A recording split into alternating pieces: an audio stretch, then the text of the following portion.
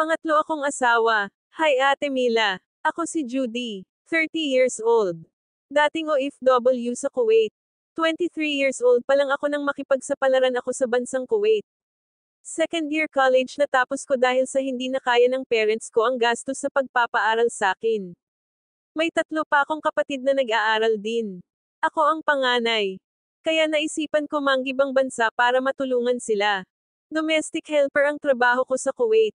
Pero sa kasamaang palad ay hindi naging mabuti ang mga amo ko sa akin. Kulang ako sa tulog sa dami ng trabaho. Dili ang sahod at pati sa pagkain ay koripot sila. 5 buwan lang ang itinagal ko sa kanila at tumakas ako. Pumunta ako sa agency ko.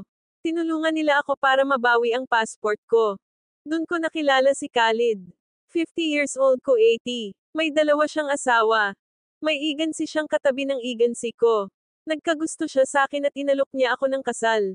Babayaran daw niya ako sa agency ko. Kahit magkano basta pumayag ako. Ang unang asawa daw niya ay Kuwaiti at ang pangalawa ay Pilipina.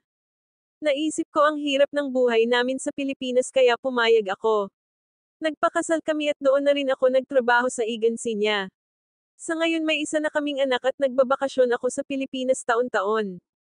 Ang ibang asawa ni Khalid minsan lang din kami nagkikita. Sa ngayon masaya ang buhay ko dahil natutulungan ko ang pamilya ko sa Pilipinas. Ako na rin ang nagpapaaral sa mga kapatid ko. At napamahal na rin sa akin si Khalid dahil mabuti siyang asawa.